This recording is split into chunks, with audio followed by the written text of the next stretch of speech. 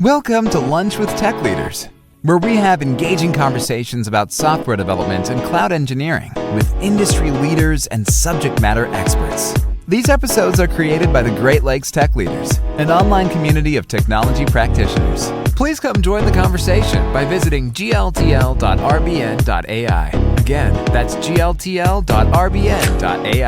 Now strap in, because we're deploying to production in 3, 2, 1. Hello, welcome to the latest episode of Lunch with Tech Leaders. My name is Derek Youngie, VP of Engineering at Right Brain Networks. I'm the host for today. Joining me is software and data consultant Tom Kowalski. Tom? Hello. We've also got a few subject matter experts on our topic, which is GitHub Actions runners on Kubernetes. I've got with us Norman Witt. Norman? Hello. And then Kevin Lucas. All right. So, today we're going to be discussing GitHub Action Runners and the GitHub Kubernetes controller. Some of the cool things we can do with that, interesting stuff. So let's go ahead and get started here. So, I decided to bring Kevin and Norman. I know both these fellas have been using GitHub Actions on Kubes to some extent here. So, Norman, what you been up to? Well, as you said, we've been using the self-hosted runners and GitHub Actions, hosting them on Kubernetes. This is a project that we recently took on about a month ago, so pretty new to us. And we've had a problem that needed to be solved for a long time, where we needed something to be able to run it in our deployment pipelines inside of our virtual our VPC. We needed private subnet communications in our deployment pipeline so that we could run database migrations and deploy business process logic to the BPMN engine and all kinds of stuff like that, and we had so many workarounds for doing this. And so finally we started to use to look into and get set up our self-hosted runners. And we were at first running them in just regular EC2 instances, and they were really buggy.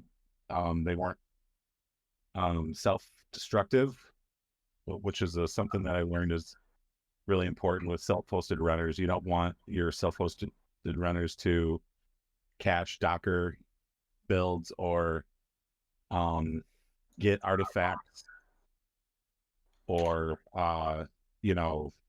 or any kind of artifacts from production builds or anything like that. So without being able to self-destruct and basically keeping itself open after it was being used, the self-hosted runners were not ideal in that situation.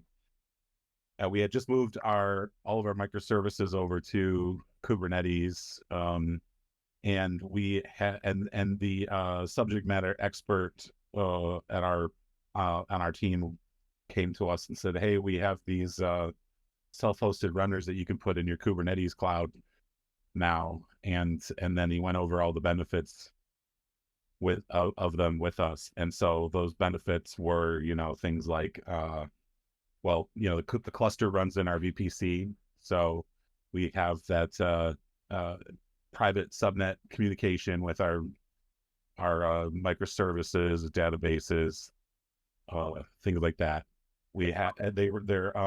They're self-scaling and self-destructing. So after a single use, the pod will will destroy itself. It will completely shut down. So all the cache, build cache, Docker cache, all the stuff that's inside of that pod will are gone as soon as the self-hosted runner is done running. And then self-scaling, we want to have a certain amount of runners that are available at all times, so that when they hit the pipelines, they're ready to go without delay. But as soon as those runners are in use, what we want them to scale up. We want more of them to be available on demand, so that, you know, if another deployment is coming through, they can be used, especially for all the different types of purposes that we use them for. So they detect, the scaling rules detect when the self-hosted runner is active, meaning once GitHub reaches out to that runner and starts a job on it, it's triggering the scaling rules. Okay, so you've got some that are sitting around kind of waiting, but once one of those gets a job, it triggers the scaling rule to build another one to sit around with. Yeah, exactly. And then we have. I kind of wish I could just tell it, hey, you know, I want, you know, 20 runners available at all times. But instead of being able to tell it an amount of free runners that I want, it has to do it like a multiply. And so the way it got it set up now is that if half of the runners are in use, it doubles the amount of available runners. Okay.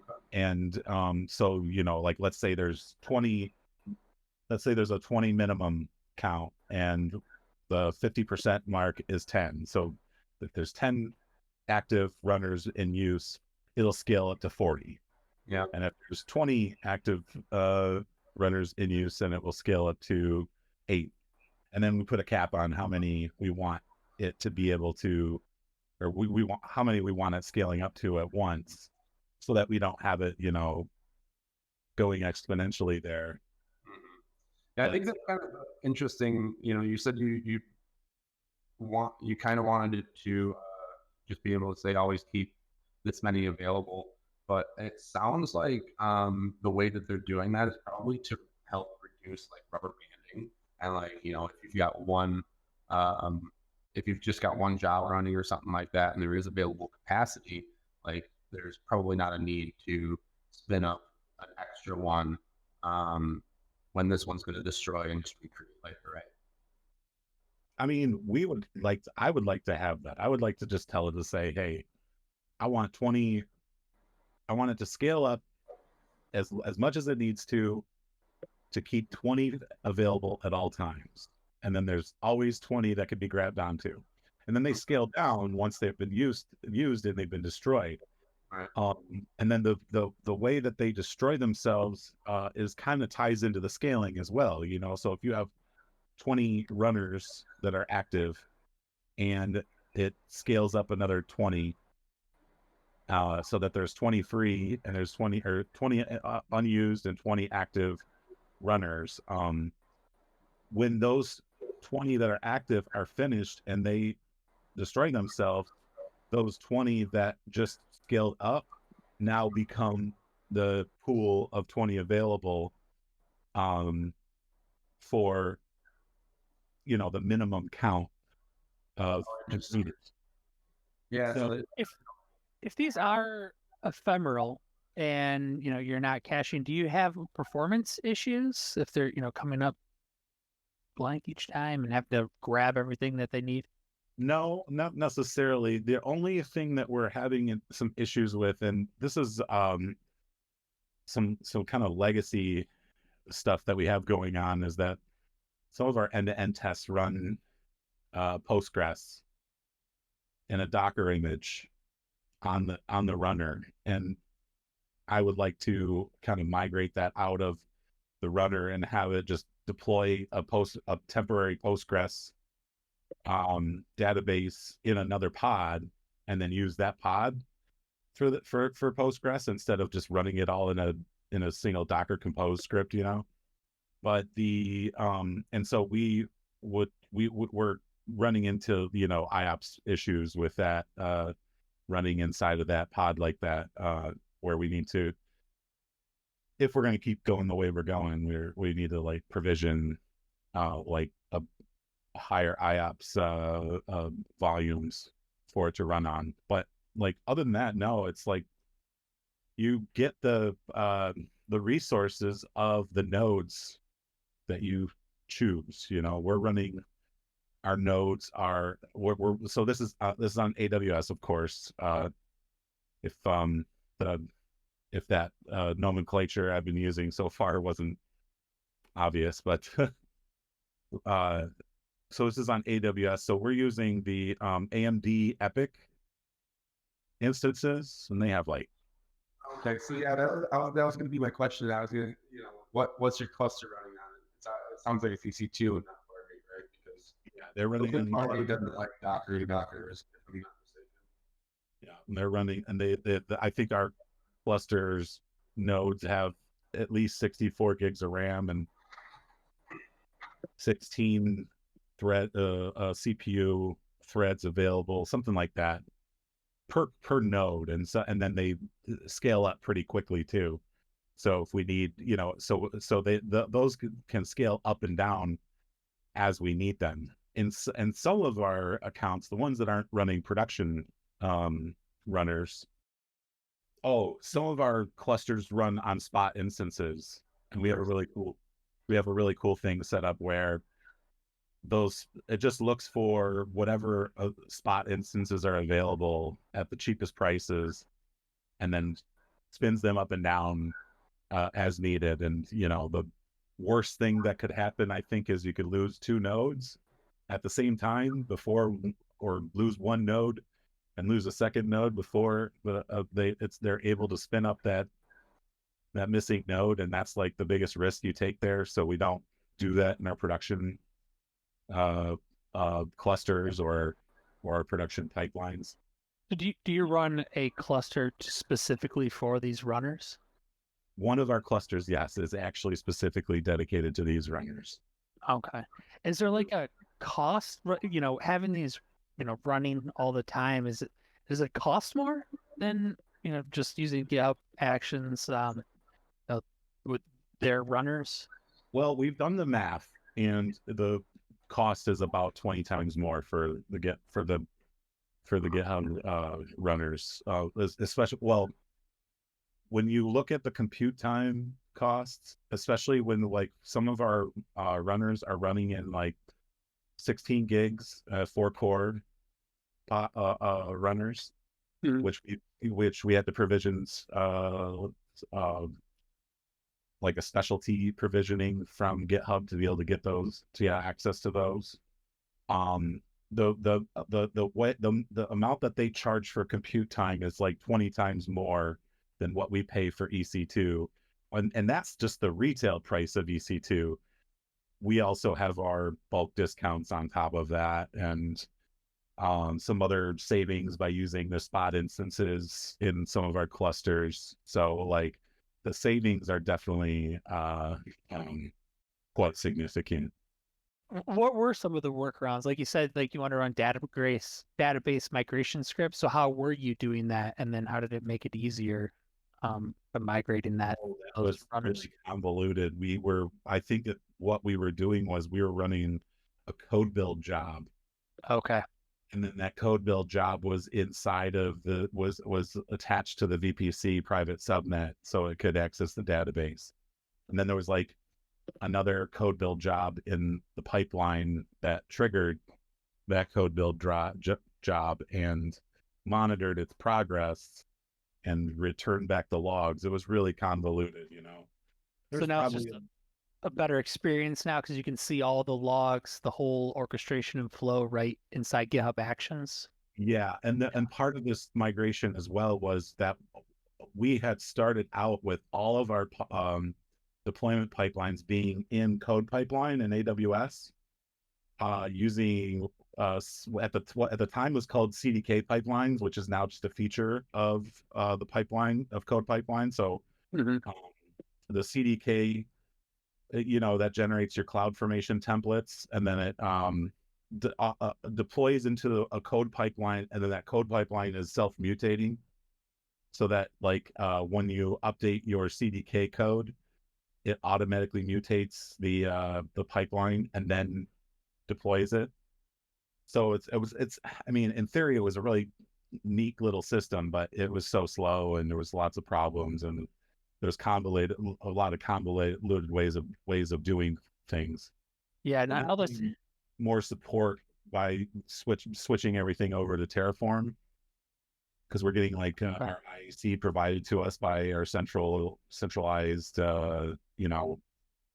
DevOps department that services a bunch of different companies, and then part of that was also migrating over from Fargate to Kubernetes, and we have a really good support system for Kubernetes as well. Nice. Yeah, another thing advantage that I would see, and issues that I ran into is waiting. When I had to, wait for a job, or wait a few hours before deploying to another region or something like that. I could see the runners making it a lot cheaper, right? If they're sitting there, already idle, instead of paying for it. There's workarounds that we did, with just GitHub Actions, but the runners, I see that making that a lot easier. Oh, yeah, for sure. And then we wanted to change all of our pipelines over to GitHub Actions, and we've eliminated 95% of the CloudFormation code pipeline stuff. So I would say 95% of our pipelines are now in GitHub Actions, and there's a small amount left that's still in CDK and CodePipeline, and so just having that all there in GitHub Actions with the logging and using our self-hosted runners has just been a really great way for us to really just consolidate all of our deployment into a really very useful tool that I swear by GitHub Actions now with my experience there. So yeah, it's definitely grown on me as well. It's we went from Jenkins is the tool to being GitLab CIs really, really nice, and then it's Actions caught up, and I kind of prefer it at this point. Yeah, where they did a really good job. And another advantage too that we have with having our self-hosted runners in and like I said, we have one cluster that's dedicated to self-hosted runners, or deployments is basically what it's dedicated to. And then that's running inside of a VPC that's in that account. So we can take those NAT gateway IP addresses, and then we can allow list those with our third-party vendors, so that whenever we have to add new vendors and new testing and all that stuff, it's always the same IP addresses that we have to allow list to get those working, and then set it and forget it, and not have to worry about moving those to other VPCs and stuff like that. Interesting. So your infrastructure, I would assume you're probably running multi-account, right? Yes. Yeah. And then so each one of those accounts has a VPC, and inside that VPC, you need to get to that database to be able to do schema migrations. So Correct. When you're doing those deployments, you're actually just calling your runner inside of that, that set of nodes for your cluster. That's an interesting take. So wait, so those nodes are running in that where the application is, or is it completely separate? No, the nodes. Well, there are some. Yes, there are some nodes, or there are some runner the self-hosted runner pods, right? Are some of them are running in the same cluster as the applications are running in. Those are the ones that would be being used to deploy database migrations Got it. It's a process, logic and things like that, where they need that VPC communication to be able to do that. But everything else is either run in GitHub hosted runners or our self-hosted runners. And usually the self-hosted runners in that case are needed because we have allow lists for, the outbound traffic with our third-party vendors and even some of our own internal services. How do you make sure that someone like a bad internal actor doesn't like commit something to your action that then gets ran inside of the production cluster or something like that? Is it that you like how's the flow go to protect running an action inside of that those higher level accounts? We do build a lot of our own actions. And so those actions are protected with regular branch protection. And then outside of that, we do use very specific versioning for the third party actions that we use, so that we can vet them and use them and then tie them to minor revisions so that, like if you had, for example, had it pointed at version 2 and someone published a malicious version 2 that was defaulted to by the generic, Right. and it would stick to at least the version that you've set. So that's more of a process of vetting whatever we use and making sure to use very specific versioning and things like that. But Yeah. So what does the organization, right, of the infrastructure as code look like for all of this in the pipelines? Does each app workload kind of maintain its pipeline and what runners it's going to, or is it kind of centrally managed, the infrastructure? So there's a Helm chart for these GitHub Actions runners. So without going into the weeds on our applications, the self-hosted runners themselves have Helm charts that you deploy, and then you have configurations that you deploy that configure the runners themselves. So there's an orchestrator that you deploy with Helm, and that doesn't even require we did custom things with ours that we use a values file for, but you can just out of the box deploy that with a Helm chart or from the command line and get that started right away. And then so then you start to deploy your configurations which tell the orchestrator what your scaling rules are, what your minimum counts are, what your maximum counts are, what actual image to use, so on and so forth. And then it will spin those up, and then it'll spin up your initial number that you set of self-hosted runners, and then just manage the scaling of them from there. So it's really easy. It's a couple of configuration files and a Helm deploy and a few kube control commands, and you're ready to go. It's pretty quick to set that up. Okay, so it's more of a manual process then, or is it the team, that's owning that workload application? Are they, able to spin it up, right? Is it kind of self-service for them, or does it require an infrastructure team to spin that up? Yeah, it requires the infrastructure team to manage. Okay. It. At least it's very set it and forget it.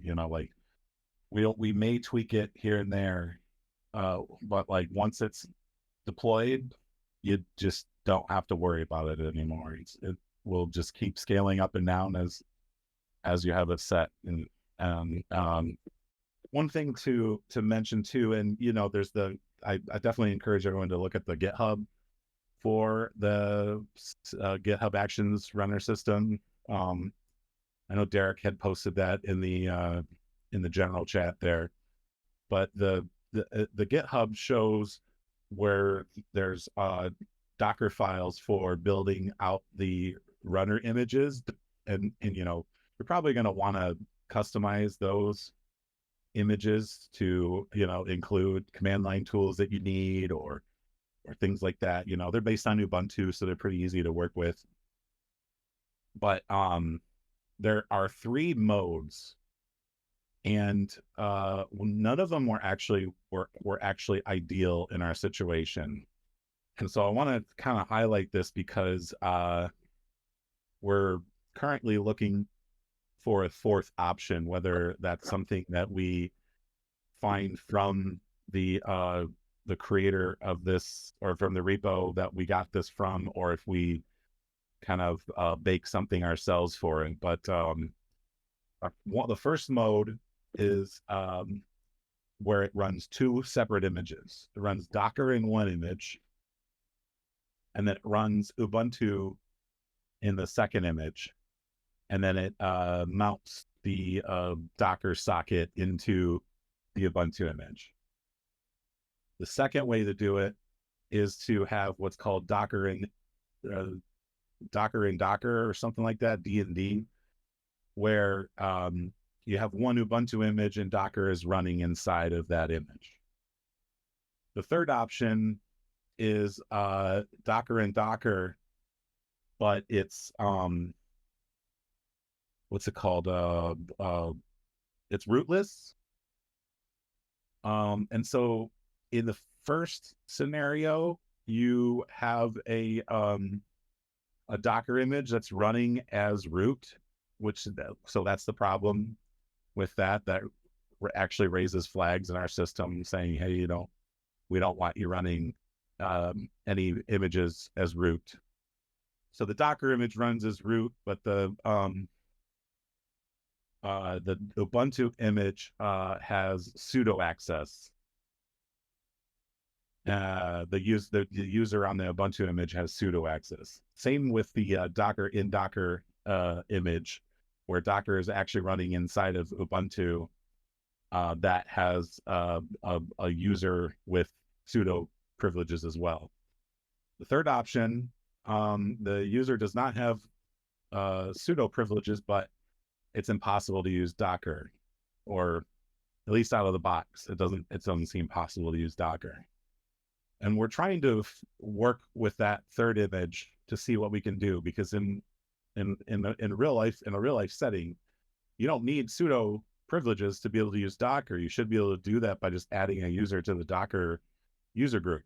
And so we're not sure why that doesn't work that wasn't implemented in any of the 3 options that we were given. And obviously, either having a image run as root or having a user with sudo privileges is not ideal in a production environment. So we're looking into that, but yeah, that's kind of one of the big flaws that we've seen so far. Yeah, I could imagine. I followed a bit of that. It was a lot of like Inception. It felt like. Yeah, the Docker and Docker thing has always kind of been. It's I don't know. There's not great options for it, but yeah, it's also kind of a tricky thing. Like, of course, how could you expect? Like, it's like the whole part of Docker is to put yourself in a bin.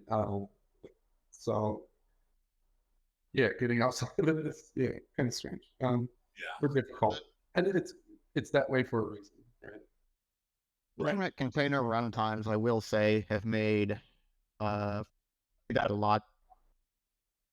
They've made a lot of progress on that front, especially like Podman's approach to it, because you can basically run Podman in Podman. They run Docker images as well, but it can be all rootless, and there is no daemon process. It's all this kind of Linux file system bickery, which means that a lot of those extra security issues and not just with Docker and like having to mount the Docker socket around and have this running process that even if the user doesn't have root, the Docker process has root, which become kind of non-issues. So I run a lot of my personal dev stuff that I do in Podman, and I need to build containers as well from those dev processes. So I use Podman and Podman for that. I definitely know what you're saying about the GitHub Actions thing. That's what I ran into. So I'm kind of looking forward to seeing if maybe we see some advances maybe down those lines. Yeah. All right, we're bumping up against time here. Any closing thoughts from anybody here? Oh, I was going to say the one thing I would like to do next is try to do some more personal projects with this and run Kubernetes in a Raspberry Pi cluster. So Nice. that maybe that could be a future topic of discussion. That sounds like a great idea, Norm. General question, just I kind of touched on this, but how do you like space out your Kubernetes cluster? Do you basically have one cluster per environment for the database access, and then like a single primary cluster for doing your main builds and stuff, like the artifacts that actually get promoted? It's what we do is we have one VPC and one cluster per AWS account. Okay. So that's kind of like how they want us to do it, you know. But it works out really well for the way we have it set up. You know, we can obviously namespace that inside of each account. So if we need to, you know, if we need that separation, we can still run things on the same clusters and stuff like that. But for our purposes, we stick to one VPC and one cluster per AWS account. But like, And one AWS account, what does that equate to in terms of workload, environment? Oh, it's basically they're different environments. So there's like a production environment, like a non-production environment. There's a sandbox environment, whereas we can kind of run more experimental things and unscripted things to test proofs of concepts and stuff like that. And then a like deployment pipelines account that's specifically for our CI/CD stuff. And then do you do that for every single workload, or are there multiple workloads in each of those? There. What do you mean by a workload? Applications. Yeah. Oh, yeah. No, there can be multiple workloads inside of an account. That's why I was saying like we can namespace those. So if you know we have like a let's say we have a CI environment, and that's where all of our integration tests and everything run, and then we have a UAT environment, which is for, you know, UAT product PO sign off, stuff like that. We can run those both in the same an account, and then still keep them separate from the production account and kind of walled off from that, but also like walled off from each other using namespacing. so would I be kind of correct in assuming that, say you had an application and this application had, you know, database migrations that need to run. So the application, we'll say it gets built to a Docker image along with all of its migrations. I assume that would happen on a cluster, like in a shared services account. You got the GitHub workflow, and these have jobs, and each jobs can be on its own runner. So you might have the build that happens in like a shared services account, and you go to deploy it to dev, and so then the dev deployed job in the workflow runs on the cluster in the dev account, and then et cetera as you promote it up. Right. Exactly. There's basically one cluster per environment, and they all have their own runners. Mm-hmm. So. Yep. Yeah. Every account has its own runners. Some of them are for VPC communications, Rancher deployments, and some of them are for, you know, running like special, end-to-end tests and other things that require like allow listing to first party and third party vendors. All right. Appreciate that question you've answered. So I just wanted to take an opportunity to thank all of our listeners for tuning in today for our episode of Lunch with Tech Leaders. Hope you found the conversation informative and valuable. Wanted to again thank our guests, Tom, our co-host Tom, our guests Norman Witt and Kevin Lucas for being so knowledgeable about the topic and joining us here today. So Thank you. as always, we'll be back next week, so be sure to tune in. Thank you. Thanks for having me.